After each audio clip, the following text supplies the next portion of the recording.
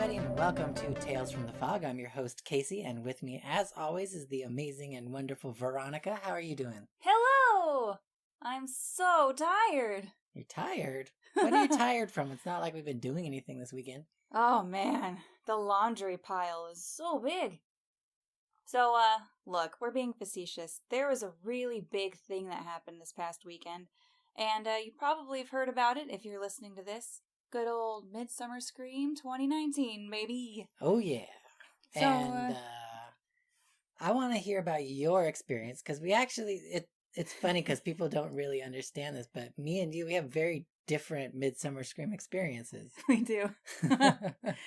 I think I see you the least amount I ever see you during Midsummer Scream. I would say so. We didn't even get a picture of the three of us together, you, me, and Xander, when Xander was there. Yeah. We never do it. Every year we have not done it. So we kept the tradition alive. So, my Midsummer Scream was very much like a night of haunt. It's, we party, we were like pregame full of energy drinks, and you show up and you get straight into makeup, and then you put your costume on, and then you put more costume on and put more costume on, because that's how we roll. Nothing can be simple. It has to be complicated. And then, if there's time before a show starts, we'll like walk the show floor and like try to collect pictures and meet as many people as we can. Yeah. And then, the show starts. And a half hour before the curtain, we are out there sliding, warming up, and doing our best to make sure that we didn't forget anything. And then the show happens, and that's when I get to see you. Yeah. 'Cause I see you. You're like Desmond. You're the one who pushes the button. And then after you push the button, all of my attention has to go to the show floor, because I now have to try to remember desperately what the hell show we're working on and where I'm supposed to be on the runway, which sometimes works and sometimes doesn't. Yeah. So that's basically how show 1, 2, and 3 went. We had the advantage on Saturday of getting to spend more time together. Yes. Even though technically we were working, at least we got to hang out and hold hands as we walked down the hallway. It was cool though, because we got to do the celebrity walking to the panel behind the scenes tour. We'll talk more about that later, but I'll finish telling you about my Midsummer Scream. That's actually it. That's all that happened. It was cool. Get dressed, get really sweaty and really stinky, and then take a lot of pictures, and then you blink your eyes and it's over. Did you do any of the haunted houses? Not a single one. Did you see the kitties? Yes, I did see the kitties. I got snuck in, and I'm so grateful that I did. It was for a media thing, and with a Hatbox Photography. They just happened to be right place, right time. I saw them in the show floor, and they're like, "You want to see some kitties?" And I was like, "Oh my god, I do!" So I got to hang out with them for maybe 10 minutes. But, awesome. Yeah. Did you see any panels? Well, technically, yes. Technically? Well, just the one that we were in. But as far as others, not one. No. Dude, it doesn't seem, I don't know how to put it, but there's not a lot of space in between the shows. No, so I could tell you my Saturday. Tell me everything. So my Saturday was, we showed up, you guys got into makeup, me and the tech crew worked out the final kinks of everything that was going wrong during rehearsals. We fixed all that stuff. By the time we fixed it, it was show 1. Show 1 happened. Me and you ran to the check-in for our panel. And then we ran back to get stuff ready for show 2. Show 2 happened. As soon as show 2 was over, we only had 45 minutes till the next show. So we automatically went into prepping for show 3. We didn't even leave the slider floor. We did not. Did show 3, and then we went home. Yep, that was it. In the blank. Oh, no, that's not true. One more thing. Huh. Albert Lamb grabbed me from westcoaster.net, and he grabbed me because he was out at the slider show, and he's like, "Hey, I'm running to the Halloween Horror Nights panel. Want to come?" And I was like, "Yes!" So we ran from the slider show. We got into the Halloween Horror Nights panel right when they announced Creep Show. And then I was like, great. I heard what I wanted to hear and I left. I love that we both had insiders who just found us and said, "Hey, you want to go do a cool thing?" And we were like, "Yes, I do." That's like the only way we were able to see something that wasn't. Well, because we don't have time to wait in line. No, so it's just like we have to get brought into these things. There is a little bit of privilege card that gets pulled. Yeah. You know, with the Who You Know sneaking you in. Otherwise, like, I never would have been able to see the kitties. In fact, I wrote it off. I didn't think I'd get to. Yeah. So that was a nice surprise. What about Sunday? Sunday was pretty relaxing. Yeah, I didn't do much other than the shows. Well, we'll talk about that because it's one of the panels. But I did actually get to sit and see an entire panel, the only one that I actually carved out time to actually sit and watch. Which one? I'll talk about it later. I didn't know that meant the title, too. Did you get to go through any walkthroughs? I did. I did 3 walkthroughs. Which ones? Again, we'll talk about it later. Well, we can talk about the Hall of Shadows right now if you want. So the Hall of Shadows had a bunch of haunted attractions, like always, but this year it was something like 15. Sure. 2 or 3 of them were just displays, and then the rest were actual walkthroughs. I did Scare Ventures, the Haunted Lodge, which we got invited to their opening night. Oh, cool. But it's like in San Diego, I think. Something like that. I think it's in San Diego. Road trip. I did, and I don't know the name of the people that put it on, but the one with the giant snake and laser show. Oh, yeah. That was a very popular destination. Yeah, that one was really good. It was a fun little haunt. And then I did the movie theater one, which always had a huge line. Yeah. The one I did want to see and I just couldn't make the time was the Salem Witches one. Oh, yeah. I never found time. The 2 times that I was able to do it, they were closed for lunch. Oh, bummer. Yeah. Wait, both there was Saturday one other and thing Sunday.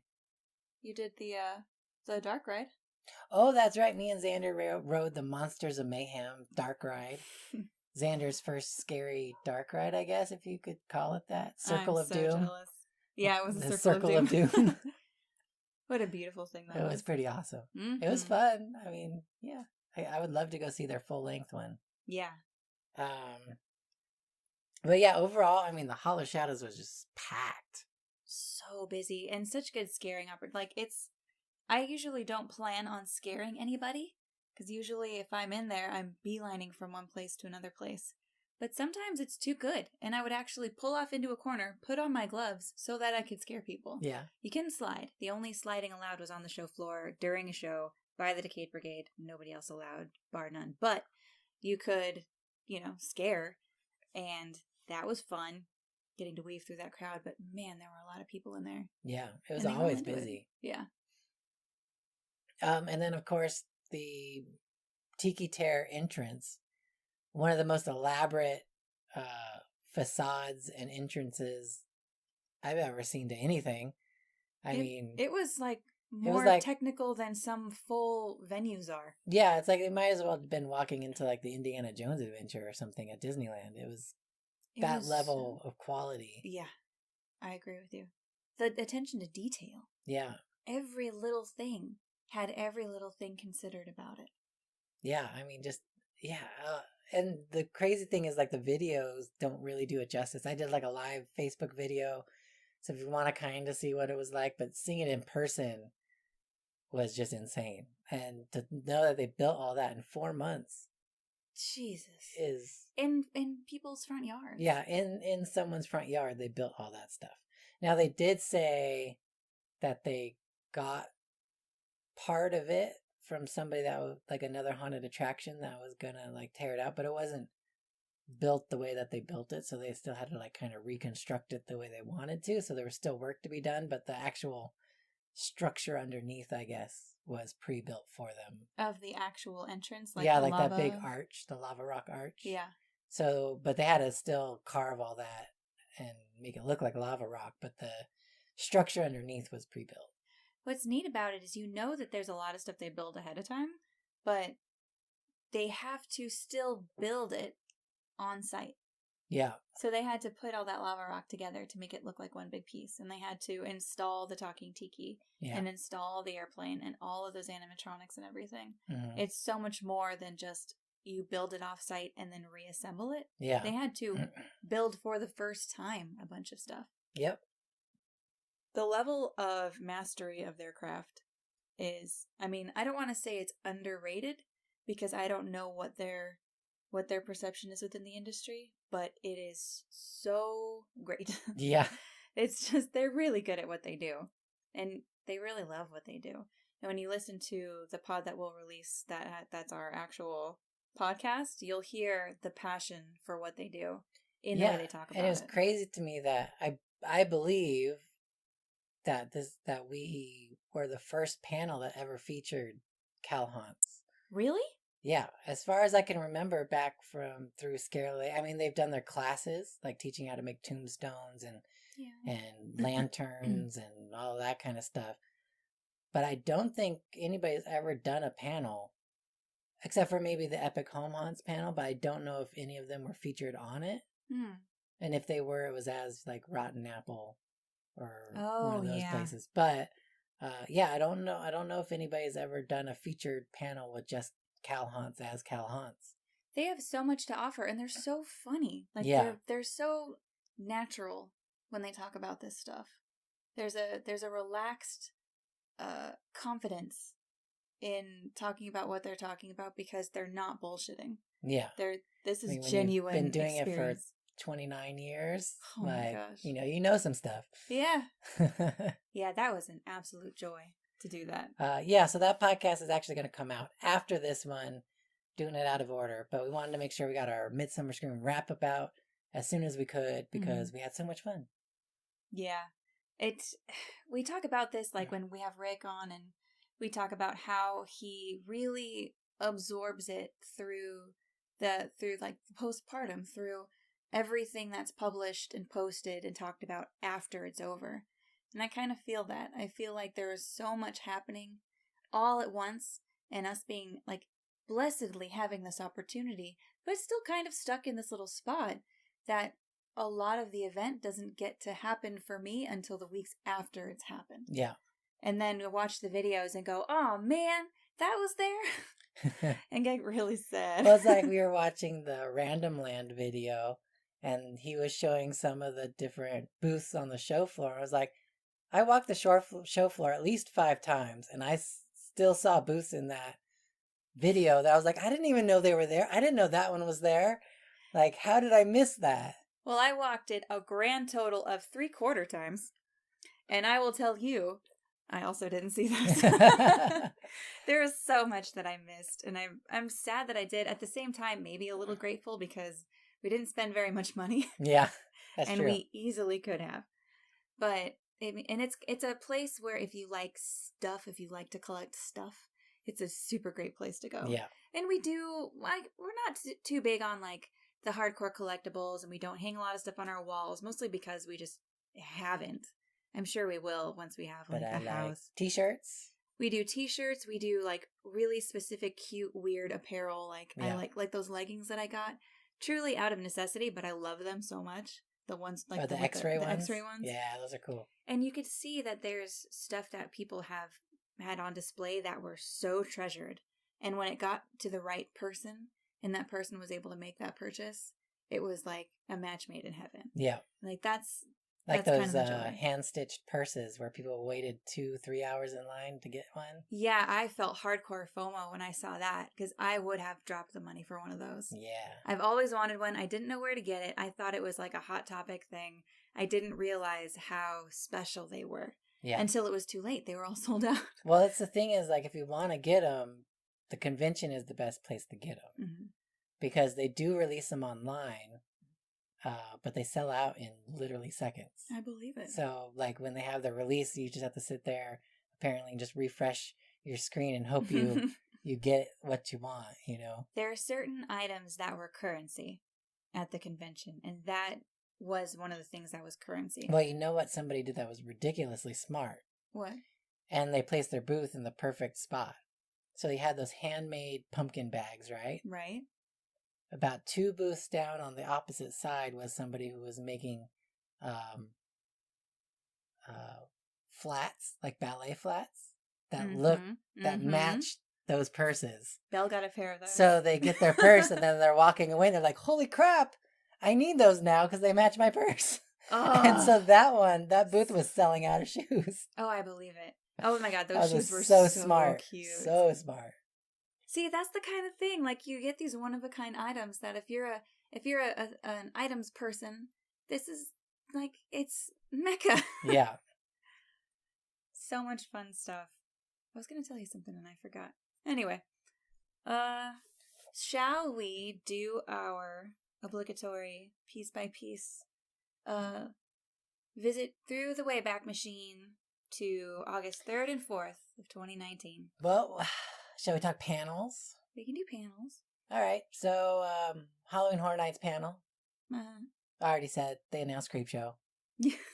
And then the rest of it was Chris Williams wasn't there because he was sick.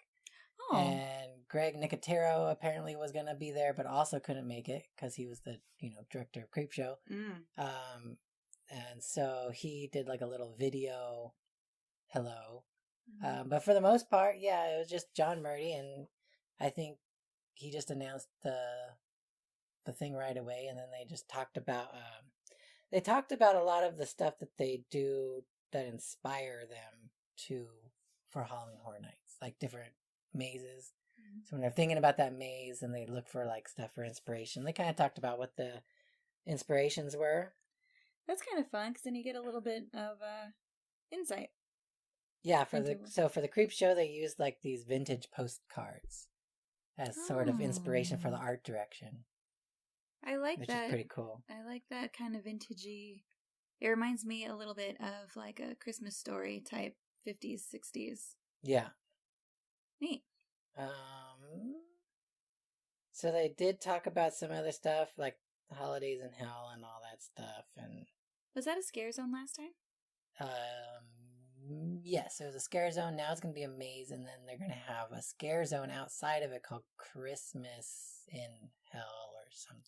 Okay. So the Christmas section is going to be outside, kind of like the Dark Christmas one, I assume, that they had a couple years ago, and then the rest of the holidays will be in the maze. So that's kind of cool. A little IP action. And then literally right after Halloween Horror Nights, they announced that Jordan Peele's Us is going to be a maze. There's the IP. Yeah. Well, Creepshow's an IP. Yeah, Us but not the IP. Christmas thing. No, so that's an original maze, which I like when they do those. Yeah. It's always interesting as you, at least for me, when I think Universal, I think IP. So when there's something that isn't, it's almost like sucking on a generic lollipop at first, but then you like get to the good stuff in the middle and you're like, okay, this is good. Yeah. Yeah. Yeah. Who else had a panel? Queen Mary. Fabulous. And would you guess that they're going to have more bars than ever? Oh, good. Yeah. 13, in fact. That's a bragging point? Yes, they love their bars. Well, okay. Know your audience, I guess. There's going to be 4 secret bars. The lineup, Sideshow, Fathom 6, and Overboard. And there's going to be 7 themed bars. One of the hidden bars, Fathom 6, will take guests down into the deepest depths of the ship that have never allowed public entry. Whoa! That sounds safe.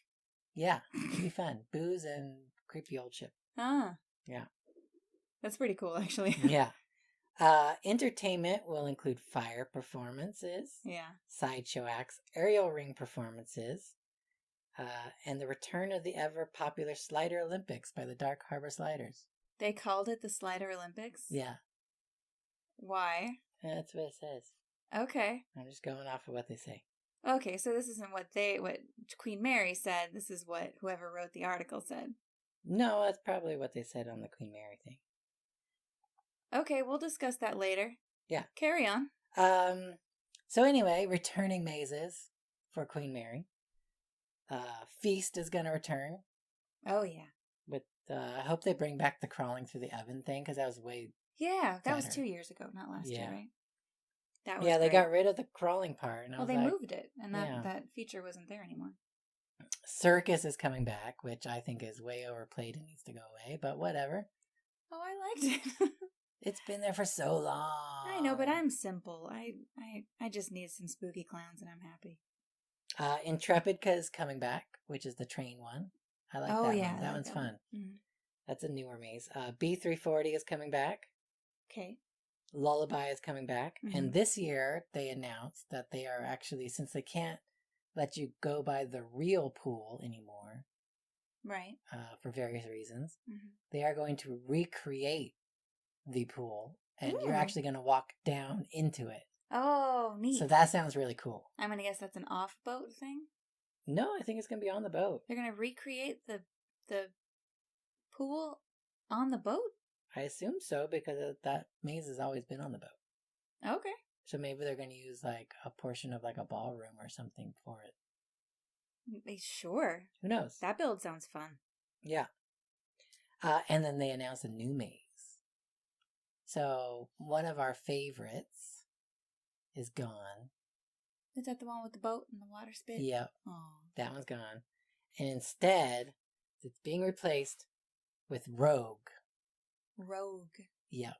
Is it medieval themed? No. Oh. As in Rogue Wave. Tsunami. Uh-huh. Is it like an Escape from LA thing? No, it tells the true story of when the Queen Mary, aka the Grey Ghost, was going across the Atlantic during World War II and was hit by a rogue wave. Ooh. And guests will wander through a maze that is entirely off kilter, housed within a dome set that will utilize projection mapping and special effects to recreate the notion that the ship is listing from side to side. The dome, like the dome? No, they're actually making a dome. Oh, okay. That they're putting it inside. Neat. Yeah, pretty cool. Yeah. At one point, the waters will actually flip the ship upside down. Should be interesting to see how. Is this a John Cook thing? It is a John Cook thing. So I'm really excited to see how he pulls that off, because I want to see an upside down boat. He loves flipping shit on its side. I know, right? I love it. It's awesome. Yeah. The other big announcement was Dark Horizons in Florida. Oh, yeah, that's right. So the voodoo priestess from, I can't remember what maze she was from at Dark Harbor, but she is going to go over to Florida, and she's going to be part of the Dark Horizons event. And they have a female pirate character who is part of the event that they brought out and announced the character and who's going to be playing it. And she was in her full garb, and they did their typical banter between the captain and this other female captain, and it was quite fun and interesting. Ooh. And the captain this year at the panel was quite crazy. It was pretty fun. Crazy. Yeah, he actually said at one point, he's like, "Wow, you really wrote me like a dick this year, huh?" Nice. So it's pretty funny. Yeah, I love it. Nice. They're very good at improv. Like I don't know who plays the captain, but the captain and the ringmaster. Oh, she's good. And all of them are just so good at improv. Yeah. Like they're so good. It makes it very fun. Yeah. So if you want to know about Dark Horizon, they're going to have Voodoo, which will be an island village of lost spirits, and a trip to the underworld that explores Haitian ritual and mythology. Fun. Murder Island, which is going to feature Florida's first serial killer. Oh. As the monster in it. And it's all about, he would hire, so this is a true story, he would hire people in Florida to work his sugarcane fields, promising to pay them at the end of the season, and their payment was getting murdered. And he would just throw them in the Everglades, where they would disappear. And then he would just hire new staff next year. Didn't that same kind of thing happen to like the weed farms that we have in Northern California? That's kind of, some of that stuff happens up there nowadays. Yeah. Kind of creepy. And then Ghost Ship, which is the female pirate. She's the captain of this ghost ship. Nice. Yeah. Flipping gender roles. I like it. And that's her costume, so you can see it. You can't see it online, but we can see it. That's her awesome character. That's fun. Yeah. She's like, I like that she's not inherently feminine. Like, she's just kind of like what a woman pirate would look like. She's probably not going to look sexy because she doesn't want a big old target. Yeah. I like that. So that's a great take. Queen Mary's Dark Harp. And I like that they announce all their stuff at Midsummer Scream. It's kind of great. This is all our stuff. It's neat. I like that they make a performance out of it. Yeah, they're so like good a at show and everything. It's awesome. Mm-hmm. Not Scary Farm, someone who doesn't announce anything. They didn't announce anything? Well, they announced two things. The return of Dark Ride. Okay. And they're going to add 2 rooms to Dark Ride, which Mhm. isn't really adding 2 rooms. They're taking 2 rooms and changing them. What rooms are they changing? There was the room that it was kind of like you were going through backstage, and it was just sort of like there was like a vent thing. And like all the notebooks on the wall and the desk at the lights, and you had to go around the desk. And I don't think that room is changing, but a room after that, they're changing it into the control room. So you're going to have like all the monitors and stuff and be able to see different areas of the ride. That's a fun upgrade. Yeah, so that's kind of cool because I assume they're going to actually hook up the monitors and you'll see people walking through the maze in like various spots, which would be fun. I hope so. That'd be fun. Yeah. And then they announced that it was the last year for Special Ops Infected. Oh, yes. That one's run its course. I think it's a good time. And then the rest of the panel was kind of like a talk about John Cook's life at Knott's and the inception of Special Ops and how it started in Camp Snoopy and its evolution and all that stuff. It's too bad that guy doesn't get any recognition. Well, he only did, like 6 panels during Midsummer Scream? Oh, yeah. He was... Something like that? I mean, he's like... Would you say that he's like the next John Murdy? I would say more than John Murdy. Because John Murray does Horror Nights, but he's not as, like, multi-faceted as John Cook is. Yeah. Yeah. I think you're right. Yeah. Let's see. Next up, we did Scary Farm. Oh, Winchester Mystery House. Oh, yeah. Yeah, they had a panel again this year. Totally missed it, but they had a panel. And they announced that they have a new production company coming in this Halloween to redesign their Halloween season tour. That's going to be so cool. And this year is going to be a hard scare tour. A what? Hard scare. So unlike in the past where it was more like a spooky ambiance with a tour guide. Oh, sure. And they're telling you spooky stories in the dark with a lantern. This is going to be an actual scare attraction with actors and like stuff. Startle scares. Yeah. Got it. So that sounds awesome. Great. It's going to be beautiful. Mm-hmm. What a cool place. Outside of the house, there's going to be a nighttime show where they're going to do projection mapping on the house as well as part of the Halloween event. Nice. So that should be pretty cool. And then the big announcement, which was announced right before Midsummer Scream, LA Haunted Hayride was purchased by the 13th Floor in Denver. Really? Yeah, and they're the ones that brought John Cook and Plague Productions in to run it. Oh, okay. And that makes build sense. the attraction. And so we definitely need to go this year. We need to try to get some media passes or something. We need to make it happen. It sounds super fun this year. And if we're going to pick a first year to go to the LA Haunted Hayride, this would be the year to go. Absolutely. So do you know anything about what they announced? No, I only saw Rissy in that awesome outfit. I know nothing about anything. So what they're going to do is they're going to actually make a town by the name of Midnight Falls. And it's going to be 1985. And it's going to be the 1985 Halloween Festival. And so you're going to go into the town. And as part of the festival, the local morgue is going to be offering tours as like a spooky fun thing. Oh, okay. And it's like their traditional haunted house where it's like you're going to go through and there's going to be pop scares and fun stuff. Cool little tidbit. The morgue attraction is being built by Sinister Point. Oh, nice. Yeah, so now there's like an even tie into another awesome Southern California attraction. I love how incestuous our community has become. It is. It's pretty awesome. It's a great way to really to just compound on everybody's skills and make it something new. Yeah. Oh my God, I can't wait. So that's pretty cool. And then they said the hayride's going to be all new, although they didn't give very many details about it because they want to keep that a secret. Yeah. And then they said that the trick-or-treat thing that they've done for the past couple years is coming back. Bigger and badder and scarier than it was. Cool. So there's going to be more tricks than treats. It sounds like money. All of this sounds like money. Well, the 13th floor has a good deep pocket. I mean, they said that they operate 15 different attractions across the nation. Wow. Total.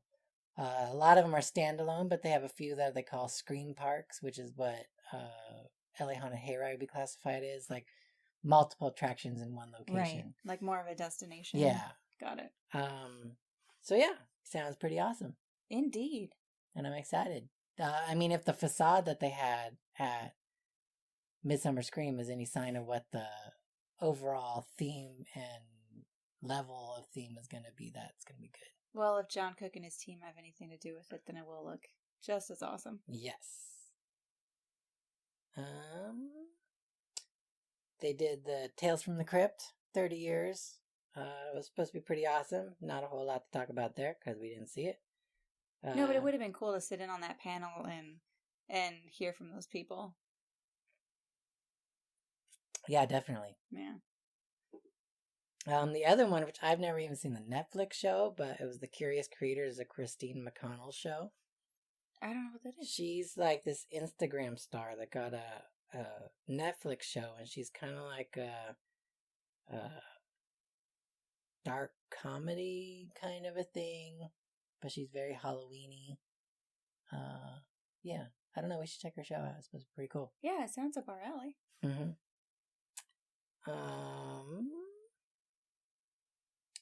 Charlie Phoenix Halloween Land, which I heard was absolutely amazing. So what's this? We need to try to find it. He's the guy, he does all kinds of stuff about nostalgic things. Like he does a Route 66 like roadside attraction one, and he does stuff like that. And they're like these slideshows, and it's a whole comedy show where he shows you these crazy slides or photos from years past about whatever topic he's talking about, and it just takes funny turns and stuff, and it's fun. And he has a very fun, it's like a character, that he plays. And it's like a little journey he takes you on. Yeah, he takes you on a journey. So this one was all about Halloween and like different things from Halloween's past. So is this the show? Like what he presented was the show that he normally does? He's never done a Halloween one, so this was designed just for Midsummer Scream. I don't know if he's going to tour it, but he tours just like, a comedian would, and he does these shows, and they're actually pretty expensive. Like the one I went to was probably like $60 or $70 a person. Oh, good. He can command that. Yeah, like they're really good and super funny. So the fact that this was free with your Midsummer Scream admission, I don't know how they got him. Because he could have charged a lot of money. You know what I mean? How fun. So, yeah, super good. I hope somebody recorded it so I can watch it on YouTube at some point. I'm sure it's somewhere. It will be awesome. Buzzfeed Unsolved was back. Yes. They did their thing. Ooh, good turnout it looks like. Yeah. They were on the main stage. So that's good. Yeah. JFI Productions from Creep to the Willows, which is super fun. I wish I would have gotten to see the panel, but this was literally, their panel started at 1, and our panel started at 1:30. Our call time to be backstage was 1. Yeah, so we totally missed it. But it's been really awesome to see that because I'm working with them, and it was fun. Oh, that's right. I'm like, why was this one so special? Now I know why. Yes. I bet that this is also recorded. I bet it is as well. Someone recorded it. Well, wait, didn't somebody record all of them? Isn't there there wasn't like a dedicated videographer for each room? I don't think so. Oh. I don't believe so. In years past, Horror Buzz did that for them, but I don't think they're doing it anymore now that they run the movie festival. The movie festival? Yeah, there's a movie. Horror Buzz runs the festival? Yeah, the movie festival that's part of Midsummer Scream. So they just need another company to come in and do that? Yeah, I guess so. But what they did announce is the Willows is coming to VR. So anybody that has a VR headset will get a chance to experience the Willows. Because that was like a one-time awesome haunt attraction that they decided to do. And then I don't know. Let me see if they talk about it. Because that would be cool.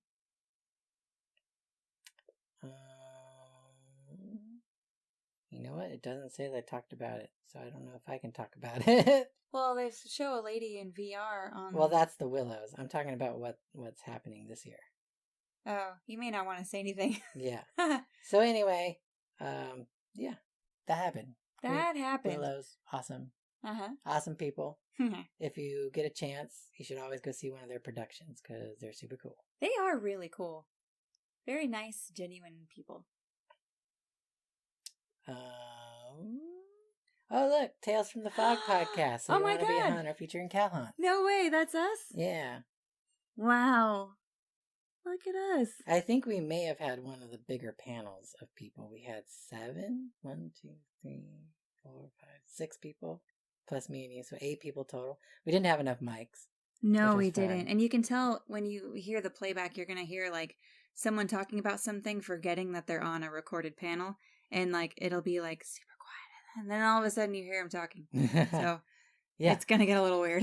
So now on to the only one that I carved out time to go see because it was a Gold Bat exclusive and it opened before the show floor. Was Parks and Cons podcast with Plague Productions.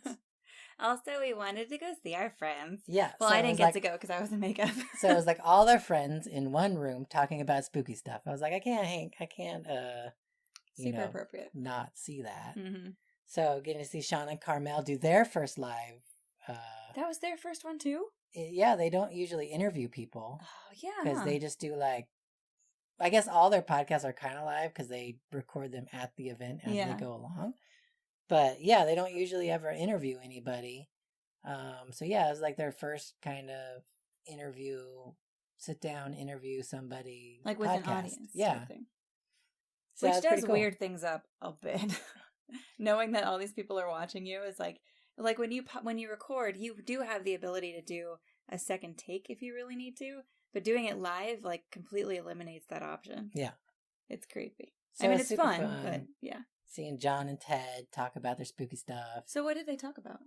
Mostly all kinds of things. It ranged from, like, where they get their inspiration from or different haunts and ideas, how projects come across to them, and you know, it was like a kind of in-depth dive on how they work on attractions and what they think about when somebody brings them a project or an idea or things like that, which is really cool. Have they released this yet? I don't believe they have. I can't wait to hear it. Yeah, it's good. It's a really good podcast. So yeah, super cool. That looks like a lot of people in theirs. Well, it was actually pretty light, but mainly because it was a Gold Bat exclusive. It was before General Admission opened. People were still trying to get in the doors, and if you've ever been to Midsummer Scream, you know how long those lines are to get in. Yeah. So when it started, it was really low, and then people were kind of sneaking in throughout the podcast as they made it into the show floor, like into the lobby area. Yeah. You know, it just takes time to get in there. And so I think they kind of knew that it would be like that, but it was really cool to have something that, like, people working the event can actually carve out time to do. You know what I mean? Because once General Admission comes in, like, things are so busy, you don't have time to do anything. Yeah. So yeah, it'd be cool. I hope they keep doing that in one way or another. I hope they do too. This is a fun little thing, and it's kind of cool if you get to attend it and then go back and listen to it. Yeah. And you almost like having that image to place with the audio. Yeah. It's like you have an inside scoop. Yeah, it's super cool. Mm-hmm. A Chilling Legacy, 50 years of Disneyland's Haunted Mansion. Man, I'm so sorry to have missed this one. It was a good panel. It was hosted by Doug Barnes of the Season Pass podcast. So if you're a fan of theirs, I'm sure this will be coming out on Season Pass. Yeah, so you can subscribe to the Season Pass podcast if you don't already, and this will be popping up. Knowing them 2 years from now, but you know, it'll get up there. It'll get up there. You'll see it. It'll show up. It is kind of high profile, though. They might push it out early. They might, yeah. But it's pretty funny because, like, sometimes you'll be like, a podcast will pop up from them, and I'll be like, Theo Awards, and it's like, cool, and it's like they're talking about it, and then they're like, are they talking about it's tough to be a bug? Like, aren't they ripping that out? Okay, they're not that bad, but I mean, they're usually like, they could be like a year behind sometimes on certain podcasts. Is that just because they have so much content? That's how long it takes to I think get it so. Out? That and they all just have busy schedules.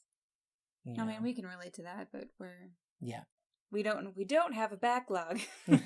We probably should. We should have a backlog, but we don't. We just fly by the seat of our pants. Oh yeah. So yeah, they talked about a lot of cool stuff. Bob Gurr talked about the making of the Doom Buggies. That's cool. And how it was originally supposed to be a walkthrough.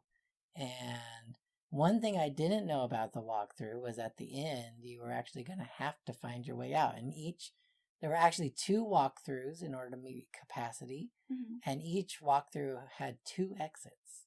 Whoa. And so the exits in the graveyards, that cast members used to get into the attraction, were actually the real exits that were built for the walkthroughs. Huh.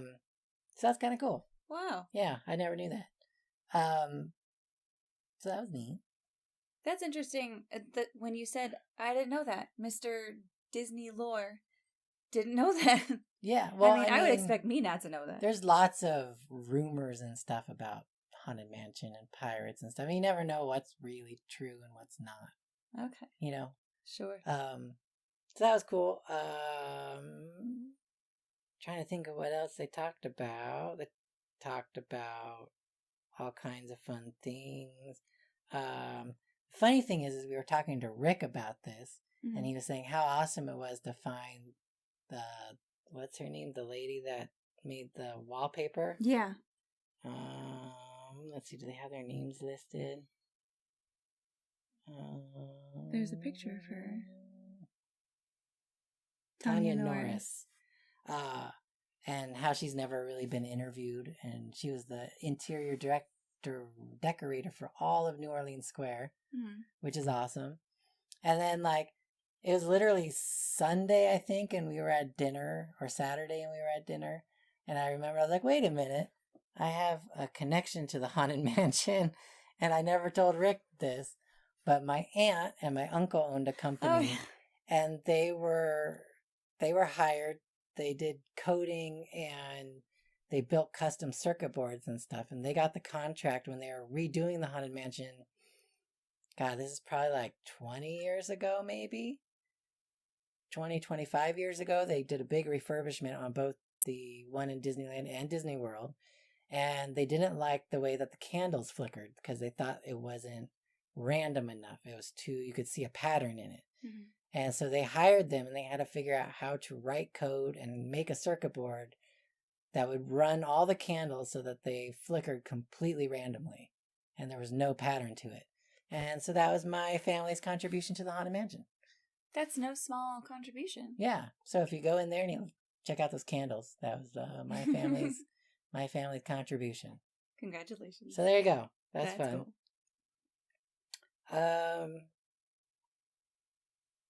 Uh-oh.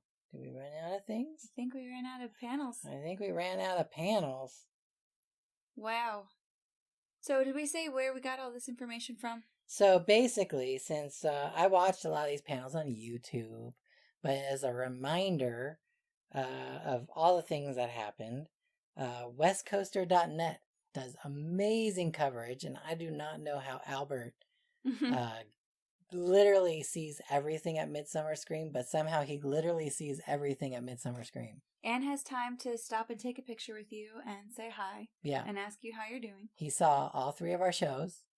That is wild. He did all the haunted houses. He somehow made it to every single panel. I'm sure he didn't stay for entire panels. Yeah. But he definitely got pictures of every panel. That's incredible. Yeah, I don't know how. He must be the most tired person. Maybe he has a twin brother and he hasn't told anybody. Maybe.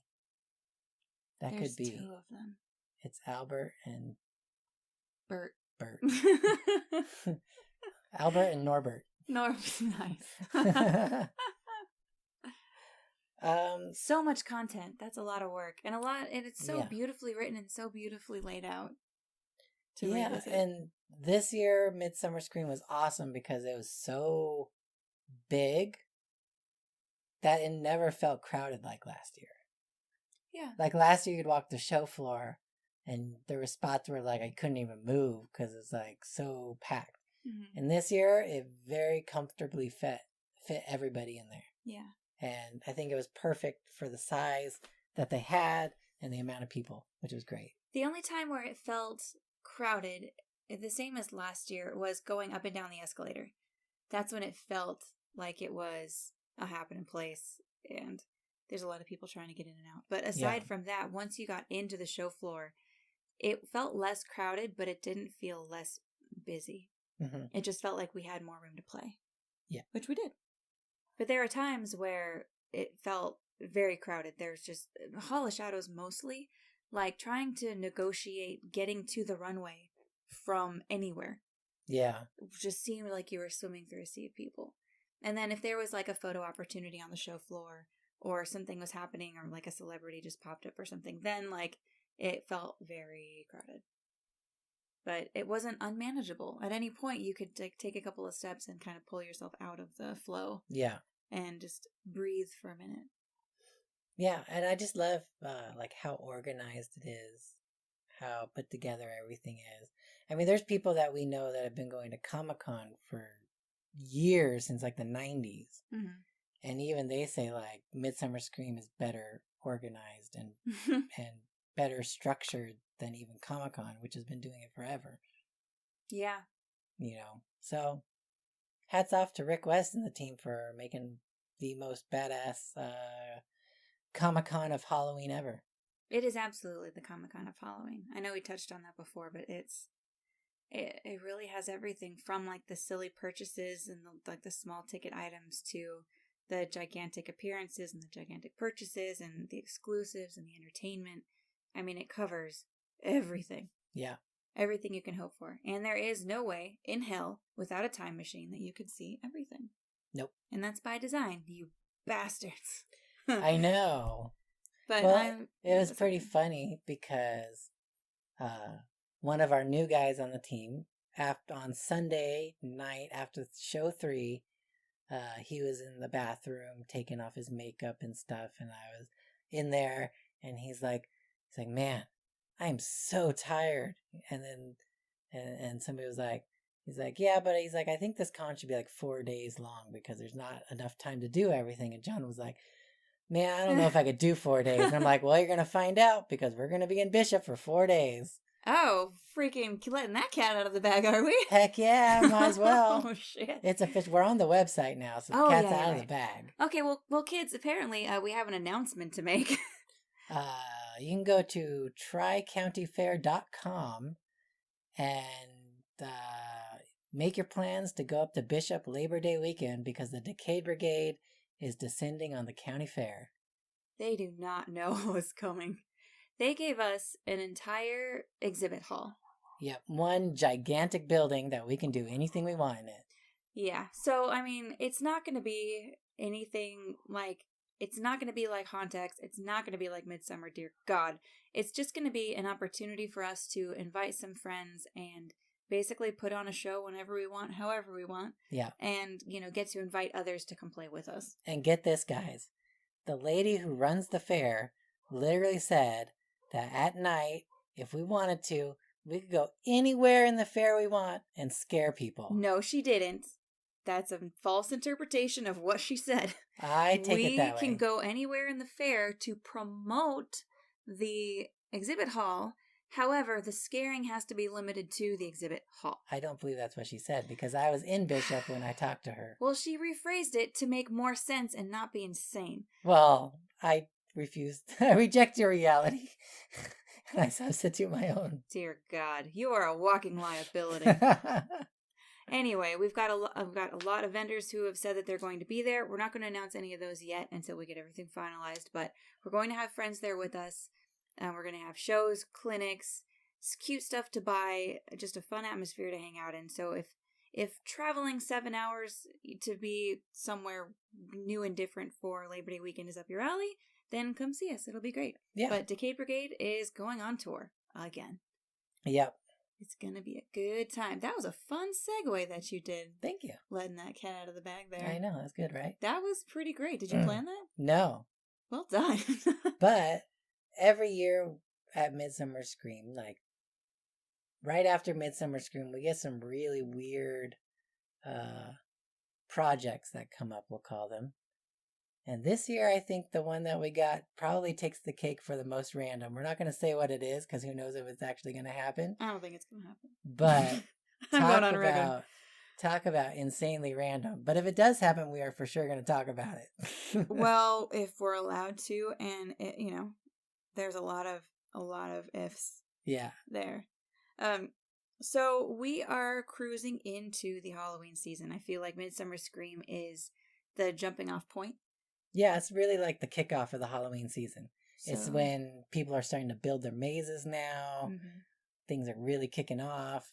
It's like the first party. It's like the first cannon volley of the Yeah. Halloween season. It really is, because now you've got, announcements galore. We're pushing through August. Soon we're going to be in September. And apparently, like, the first breath of September and Horror Nights opens up. Yeah, it's like the first or second weekend of September. They add more weekends. It's insane. It is wild. But, that's how close to the beginning of this season we actually are. Yeah. So it's kind of fun to know that, we're a Halloween-centric podcast. We talk about a lot of other random shit that goes on in our lives, but basically this is the reason that we're here, is to discuss all of this stuff. So I want to put a call out to the members of our audience. If there is something in particular that you want to make sure that we cover on this podcast, please let us know. If there's a home haunt, a walkthrough, a yard display, or something even, something on a grander scale that maybe we haven't had the opportunity to see, let us know so that we know where the good stuff is and what you want us to report on. Yeah, because then we can sort of make a map of what that's going to look like and work it around our schedules. Yeah, last year, it was hard for us because we weren't able to see, oh my gosh, like anything. We weren't able to see. I saw everything. Well, everything that we had media passes to. But I didn't get to see a damn thing. So, we want to kind of make up for that this year and get to see more of, haunted Orange County and LA County in the way that we should. I think we definitely need to hit Knott's, Haunted Hayride, and dare I say maybe even Universal. I'm down to go to Universal. We're going to get season passes for Haunt. Yeah. Oh, yeah. Okay, well, good. Oh, yeah. I declare. Universal, look at what they announced. They got Stranger Things, Ghostbusters, Killer Clowns from Outer Space. My favorite. Yeah. Creep Show, Us, which I've never seen the movie, but apparently it got mixed reviews, but mostly good. Apparently part of Us was in show 3. Like there was an homage to it. Was there? And the handhold thing? Oh, I think that's what it is, yeah. But I didn't have any context for me because I didn't see the movie. Whoopsie. The one thing we missed, and I just couldn't make time to get up and see it, was Sinister Point's hide and seek attraction at Midsummer Scream. Oh, yeah. I just could never make time to get up there and check it out. Is that with the tricycles? No. Oh. You know the movie Hide and Seek? No. We saw the commercial for it, and you were like, wow, that looks good. Oh, good. Yeah. I'm glad I had a positive opinion. That company hired Sinister Point to do a promo for them at Midsummer, and they built a maze where you literally hide and seek from monsters. They're good at that, at getting the IP type stuff. Yeah. Cool, man. What else can we do a call for? Oh, more of those videos.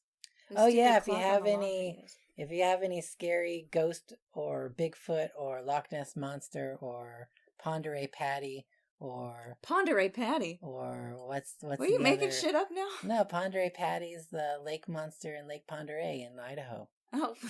Come on, you don't know that? Ponderay Patty? That's her name. How cruel. That's a terrible name for her. Okay, you come up with your own. I'm not saying I can do better. I'm just recognizing terrible.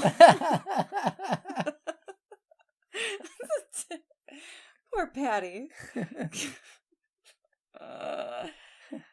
But yeah, I love shitting all over someone's art project. So yes, please send me those videos. I actually do. Videos. I do love them, and I love to debunk them. But that's the fun for me. Yeah. So yeah, send in more of those. Trying to think of anything else. HauntX tickets are on sale.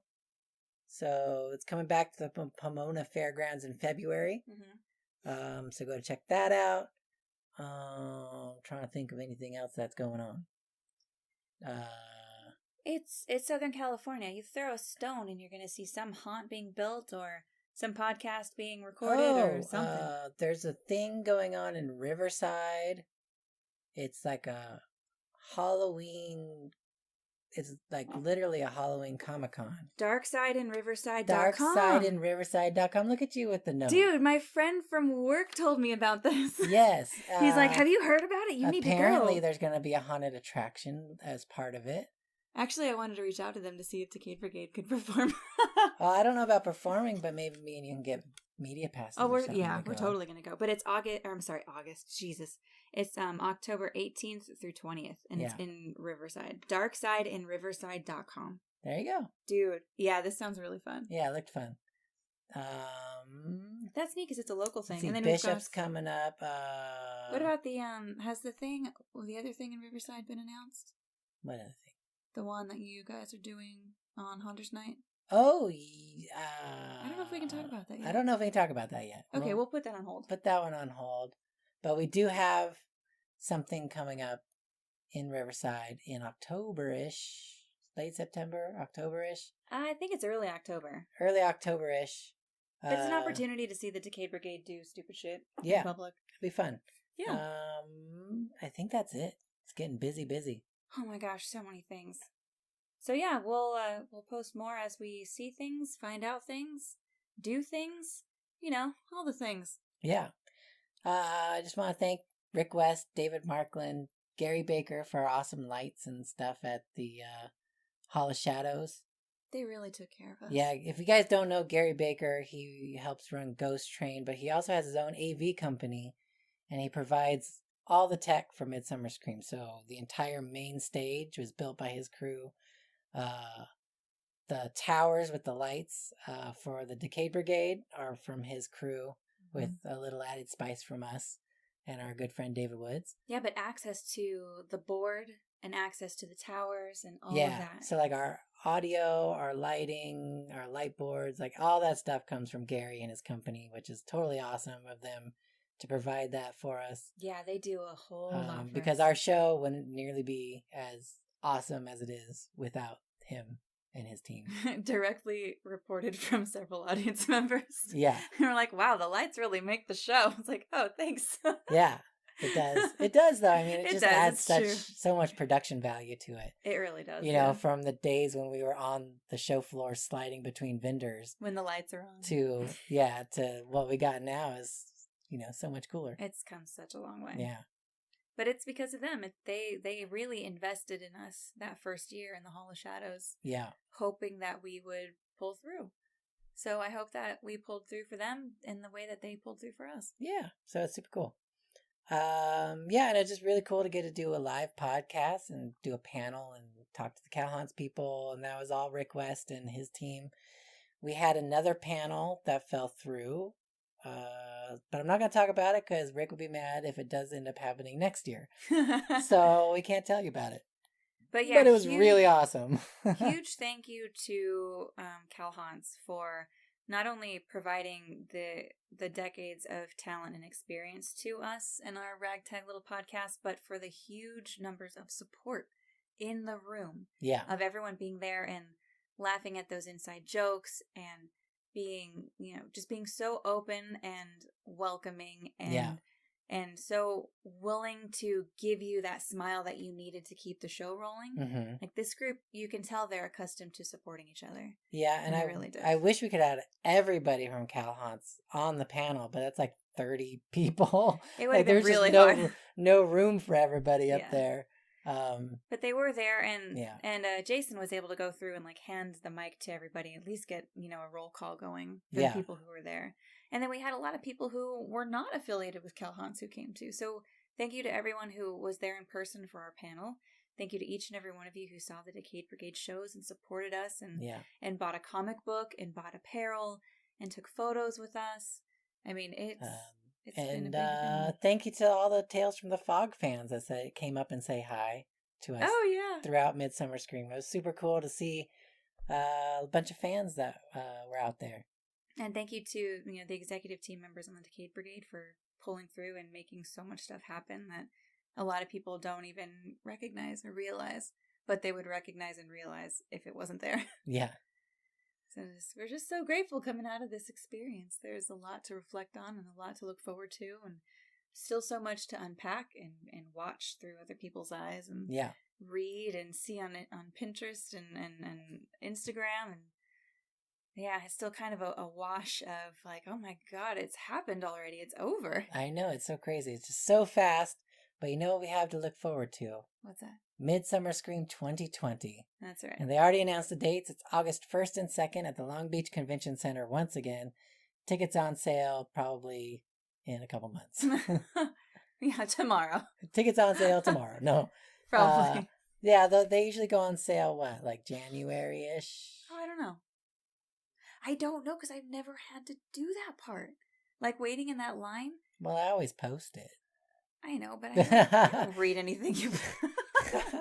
Typical wife. Typical wife. Well, I figure if there's something important, you're going to tell me. So I don't worry about it too much. Yeah. Anyway, I'm sure you will see it on Facebook or Instagram when those tickets go on sale for 2020 Midsummer Scream. But if there's anybody out there, I know we tried to call out as many people by name as we could, but if there's anyone out there who had all contributed to the weekend that we experienced, as Tales from the Fog, as the Decayed Brigade, or as Casey and Veronica, thank you. Like my mom and Tim and Xander and like just everyone who was there to help make this experience as memorable as it was. Our amazing Decayed Brigade makeup artists. Oh my God, they slayed so Christy hard. Bravaca, Nicole Maroney, Tess Dubé. Mm-hmm. Was there anyone else? Yes. Who else? I can't remember. There's more. Okay. Who is sitting next to Tess? Yeah, Caitlin. What's her last name? Heidemann. There you go. Caitlin Heidemann. I wasn't expecting a quiz. Yes. But yeah, our makeup artists super slayed so hard this year. And then all our street team members and Mackenzie and her artwork with the comic book. I mean, just so much awesome this year. So much came together to be wild. Oh, and then also special thanks to our friends at Fractured Compass. Oh, hell yeah. And Merry Imagination for that amazing movie that we filmed on show 2. And all the actors that we had there. That was, the making of that film needs to be its own documentary thing that we produced. Yeah, well, I don't know, that documentary. It's mini doc. Maybe, like a little behind the scenes. Yeah. Well, Fractured Compass did make a really cool behind the scenes. Have they posted it yet? Yeah, I think she posted it. I don't know where. We'll have to link it up. But if you want more Midsummer Scream coverage, more they're doing Knott's and Universal and Queen Mary construction videos. If you want to see stuff being built for Halloween season, you can subscribe to Fractured Compass on YouTube. And they do all kinds of fun stuff like that. And speaking of social media stuff, Decayed Brigade has a TikTok, which is so freaking hilarious and awesome. Yeah. It is Decayed Brigade 88 on the TikTok. So if you have TikTok, subscribe. And if you don't or have no idea what it is, because I sort of kind of get it, but I don't. It's kind of like a lip syncing app. Well, I think that might be oversimplifying it, but yeah, sure. It's like licensed music accentuations of videos that you post. Yeah, so you kind of like make videos that sync to other things. I don't think we need to explain to them what TikTok is. I think we need to explain to ourselves separately what TikTok is. Yeah. And all we need to do is tell our audience that it exists. It exists. Enjoy it. So the old internet is when you go onto the computer and you type in the W. No, we don't need to. They probably get it way more than we do. Just make sure no one is on the phone when you log in to America Online. Because that is the worst. When you're on the phone and then the dial-up modem starts going and you can't hear the other person on the other side. Mom, I need a new disc. I used up all my hours. Oh, God, save us all. All right. I think that's everything. I think we covered everything. Yeah. Probably. Yeah. Probably not. It doesn't matter. We should probably get out of here. So the live podcast will probably go up in about a week or two. Sure. And I think that's it. So until next time, everybody. Did you do our shout-outs on where everyone can find us? Yeah, we did that. You did it on the first one. Oh. We didn't do it on the second one. Dang it. That's twice! It's twice now. All right, so you can follow us on Instagram at Tales from the Fog, on Facebook at Tales from the Fog. You can follow Veronica on Instagram at Veronica Voices, and I'm on TikTok. TikTok. I'm on the old TikTok at Nani_C4. Nani C4. Yeah. Yeah. Yeah. And then Decayed Brigade official on all the Decayed Brigade shenanigans. Mm-hmm. Decayed Brigade 88 at the old TikTok. And Decayed Brigade 88 at TikToks.com. WTF. We're old. All right. Did we get everything? I don't know. Are you sure? Sure. Are we good? Yeah. All right, everybody. Until next time, we'll see you in the fog. Bye, guys. Bye.